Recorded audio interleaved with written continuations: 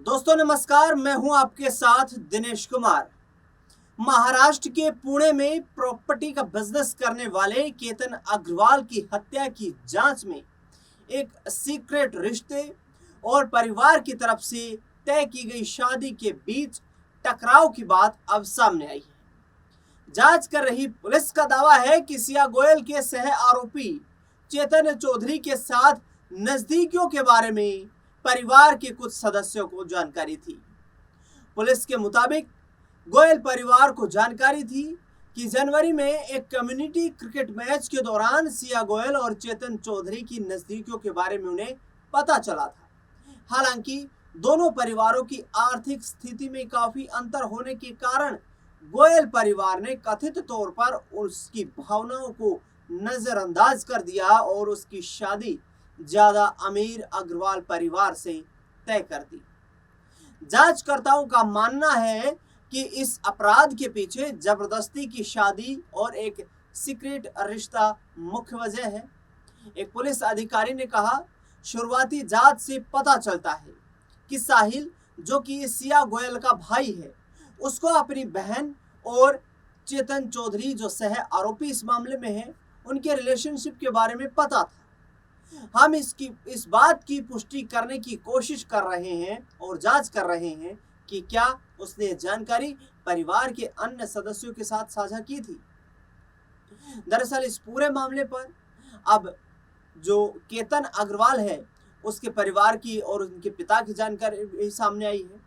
Hair patch मेरे बेटे की हत्या की वजह नहीं हो सकता, सिया गोयल ने पुलिस पूछताछ में कथित तौर पर कहा कि वह अपने मंगेतर केतन अग्रवाल को पसंद नहीं करती थी क्योंकि वह हेयर पैच पहनता था। केतन अग्रवाल के पिता ने कहा, हेयर पैच पहनना मेरे बेटे की हत्या की वजह नहीं हो सकता। अगर उसे यह पसंद नहीं था तो उसे शादी से इनकार कर देना चाहिए था। यह हत्या का कोई बहाना नहीं। पुलिस ने बताया कि सिया ने दावा किया कि शादी तोड़ने से उसके परिवार को दुख होता और उसने कथित तौर पर कहा कि परिवार को नाराज करने की बजाय उसने केतन को रास्ते से हटाना आसान समझा। सिया और चेतन ने चैट डिलीट कर दी। पुलिस ने बताया कि जांच में यह भी पता चला है कि दोनों आरोपियों ने कथित तौर पर 18 जून को लोहगढ़ किले में हुई घटना के पहले और बाद में अपने फोन की चैट डिलीट कर दी थी।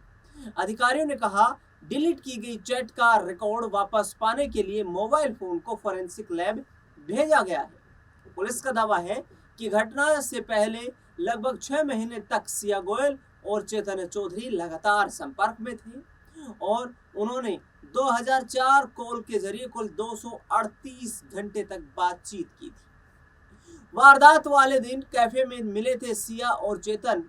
जांचकर्ताओं ने बताया कि वारदात वाले दिन दोनों एक कैफे में मिले थे ताकि प्लान को पक्का किया जा सके और लोहगढ़ किले में उस जगह की पहचान कर सके जहां से केतन को नीचे धकेला जाना था।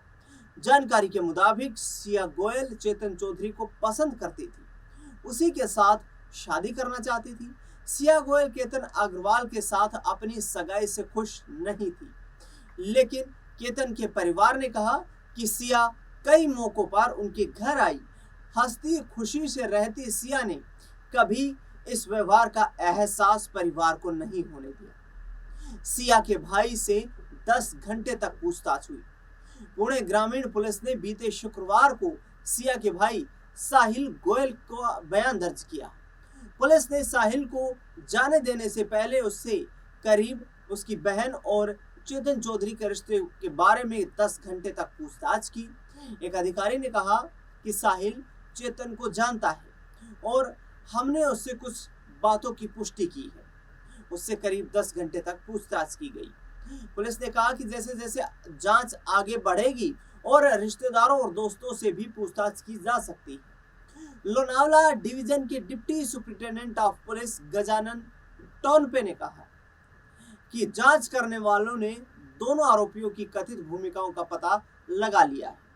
पुलिस ने दावा किया कि चेतन चौधरी ने शुरू में चट्टान के पास मौजूद होने से इनकार किया था, लेकिन पूछताछ के दौरान उसका बयान गलत साबित हुआ। पुलिस के मुताबिक सिया ने बैठकर पहले से तय इशारा किया, जिसके बाद चेतन चौधरी ने कथित तौर पर पीछे से आकर केतन अग्रवाल को खाई में धक्का दे दिया। अब सिया की मां का क्या कहना है? सिया की मां का दावा है कि उनकी बेटी लोहगढ़ किले नहीं जाना चाहती थी।